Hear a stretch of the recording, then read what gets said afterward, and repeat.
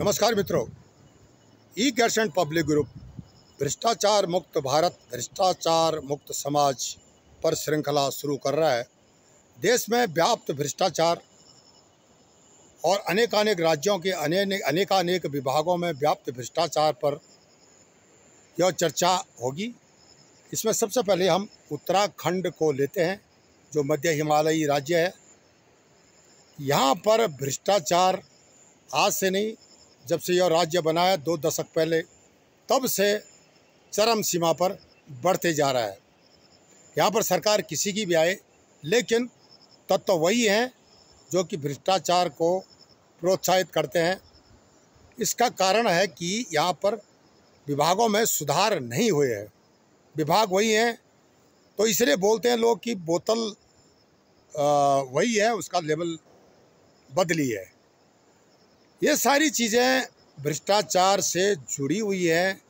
इन पर यहाँ पर चर्चा होती रहेगी। उत्तराखंड में अनेकानेक विभाग हैं, 24-25 विभागों के नाम तो मुझे भी पता है। शिक्षा विभाग हुआ, स्वास्थ्य विभाग हुआ, विद्युत विभाग हुआ, जल विभाग हुआ, भूमि संरक्षण विभाग है, अनेकानेक बहुत सारे विभाग हैं। तो अब इनमें जो आज से भ्रष्टाचार नहीं है, बहुत पहले से भ्रष्टाचार है। आप उदाहरण के ले लीजिए, UKSSSC का जो भ्रष्टाचार हुआ था, पोल खुली थी, उसमें जो है कई लोग इन्वॉल्व थे, 20 लोग पकड़े गए। माननीय मुख्यमंत्री पुष्कर सिंह धामी साहब ने उनको कठोर से कठोर सज़ा देने का विषय भी बताया जनता को।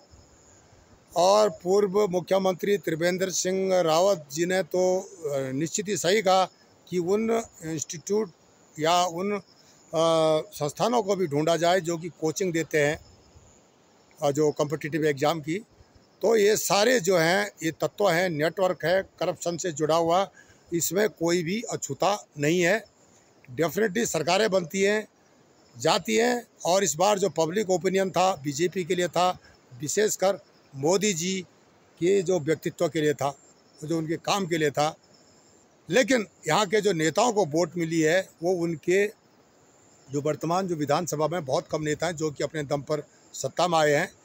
अब इसको देखते हुए वो ये कह सकते हैं कि भाई उनका चेहरा, मोदी जी के कारण उनका चेहरा आया है सत्ता में, तो इसका उनको ध्यान देना चाहिए कि एक ईमानदार नेतृत्व के लिए ईमानदारी से काम करें, ताकि उनकी भी इज्जत बनी रहे और देश की भी इज्जत बनी रहे। ऐसा नहीं हो रहा है। क्यों नहीं हो रहा है?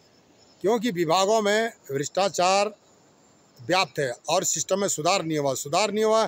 स्थानांतरण कर्मचारियों के नहीं हुए हैं। जो स्थानीय कर्मचारी हैं वो वहीं बैठे हुए हैं।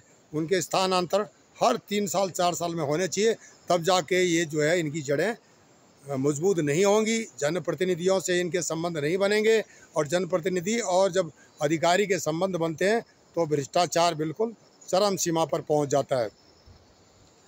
आप शिक्षा विभाग को ले लीजिए, बहुत सारे जो शिक्षक हैं उनके ट्रांसफ़र ही नहीं हुए हैं, या जो शिक्षा विभाग का स्टाफ है 20-20 साल से, जब कांग्रेस की सरकार थी तब से वहीं पर डटे हुए हैं, और नई सरकार आती है फिर उनके पीछे वो पड़ जाते हैं।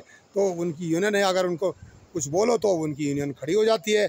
त्रिवेंद्र सिंह रावत जी को हटाने के लिए उनको धरना दिया गया था यहाँ गैरसैंण में। उनके लिए, उनके खिलाफ यही लोग खड़े हो गए थे जिनके स्थानांतरण कई दिनों से एक जगह में बैठे हुए हैं। अब सरकार भी क्या करती है कि हाथ डालने में डरती है। वोट बैंक का सवाल होता है।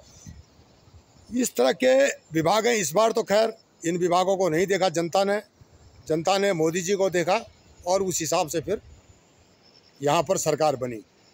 यहाँ पर जो घुसपैठ हुई है अराजक तत्वों की, विशेषकर जिहादियों की, वे भी भ्रष्टाचार को आगे बढ़ाने में बैकडोर से काम कर रहे हैं।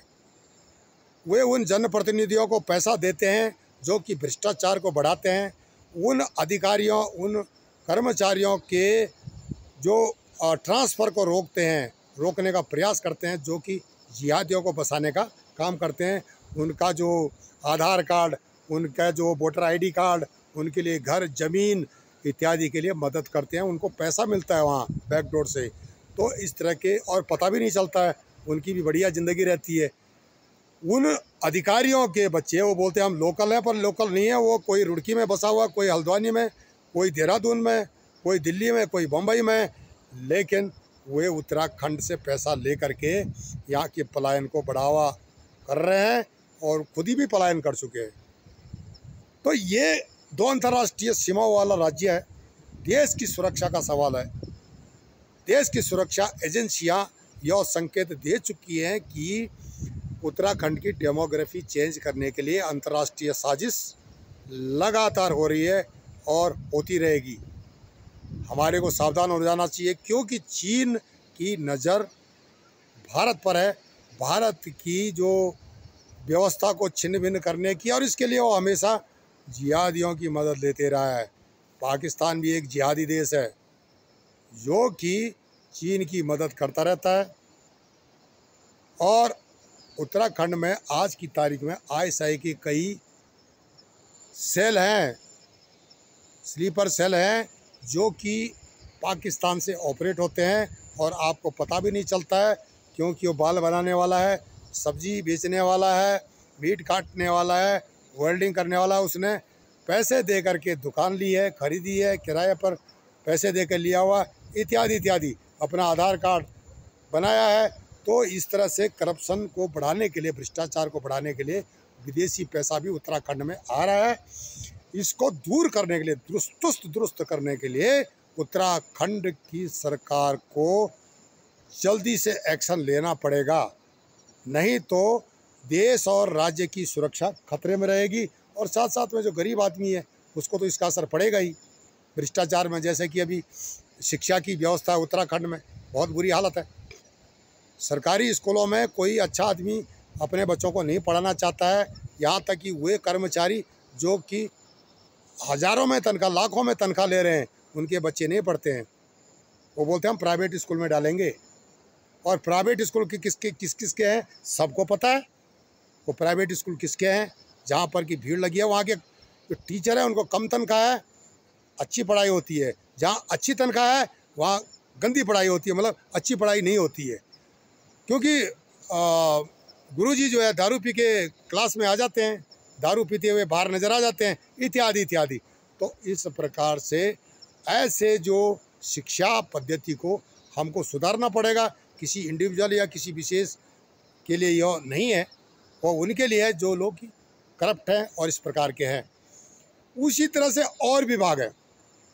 अब मुद्दा उठा था, यहाँ पर ब्लॉक की ट्रेनिंग होती है, या जो ब्लॉक में मीटिंग होती है, BDC मीटिंग होती है, उसमें सारे विभाग के अधिकारी आते हैं। वरिष्ठ जो स्थानीय जो जनप्रतिनिधि आते हैं, DM तक वहाँ पर अपनी उपस्थिति दर्ज कराते हैं।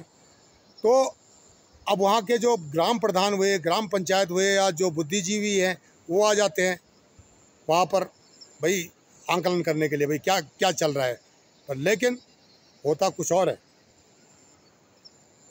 जो विभाग के अधिकारियों को सवाल पूछने के लिए अगर कोई ग्राम प्रधान या जनप्रतिनिधि, लोकल जनप्रतिनिधि या कोई हिम्मत करता है, तो उसकी बात को रोका जाता है, उसको प्रश्न चिन्ह लगाया जाता है, ये प्रश्न क्यों किया। ये बहुत बड़ी समस्या है, उसको गंभीरता से नहीं लिया जाता है। अब इसके पीछे क्या मंशा है, प्रश्नवाचक चिन्ह लग जाता है। उसी तरह से ये पूरे राज्य की बात कर रहा हूँ मैं, किसी एक विशेष ब्लॉक की बात नहीं हो रही है, पूरे राज्य की। तो इस प्रकार से जो है ऐसी पारदर्शिता होनी चाहिए कि ऐसी मीटिंगों में सोशल मीडिया एक्टिविस्ट, निष्पक्ष पत्रकार, बुद्धिजीवी, समाजसेवी संस्थाएं, इनको भी वहाँ पर अपनी उपस्थिति दर्ज करानी चाहिए। और संबंधित जिले के जो जिलाधिकारी हैं या वहाँ के जनप्रतिनिधि हैं, उनको मौका देना चाहिए कि इस प्रकार के जो निष्पक्ष लोगों को वहाँ पर बिठाया जाए, न कि पार्टिकुलरली एक किसी न्यूज़पेपर का नाम दे दिया कि यही न्यूज़पेपर वाले आएंगे और इसके अलावा कोई नहीं आएगा। न्यूज़पेपर तो हमेशा वही न्यूज़ देता हो, कुछ ही होते हैं उसमें जो कि निडर होकर के न्यूज़ देते हैं। लेकिन क्या होता है कि ये करप्शन के नेटवर्क को वे समझते हैं और उसी हिसाब से वे भी न्यूज़ देते हैं। और क्योंकि उनको भी कुछ चारा मिल जाता है वहाँ से, जो कई जो लोग हैं जो न्यूज़ देने वाले हैं उनको भी तो कुछ गुजारा हो जाता उनका। तो ये सारी चीज़ें हैं, ये जो गंगा जल पी करके, मतलब करप्शन का गंगा जल पी करके जो राजनीति चल रही है उत्तराखंड में, ये डाउटफुल है, क्योंकि पारदर्शिता का अभाव है। और जो कांग्रेस द्वारा निर्धारित या अंग्रेजों के समय से निर्धारित, या उत्तर प्रदेश में जब उत्तराखंड था, मुलायम के समय का उत्तराखंड था, वही सिस्टम यहाँ चल रहा है, जिस कारण कि यहाँ से भ्रष्टाचार दूर नहीं हुआ है, पलायन लगातार बढ़ रहा है। और साथ साथ जो है एक प्रकार से जो भ्रष्ट अधिकारी हैं वो तानाशाह बढ़ते जा रहे हैं, उनके ट्रांसफ़र ही नहीं हुए कई दिनों से, वो बैठे हुए हैं एक जगह पर। तो इस पर सरकार को ध्यान देना चाहिए। अगर सरकार ध्यान नहीं देती है तो ये एक गंभीर विषय होगा राज्य के लिए और देश के लिए। चर्चा जारी रहेगी। तब तक नमस्कार, धन्यवाद।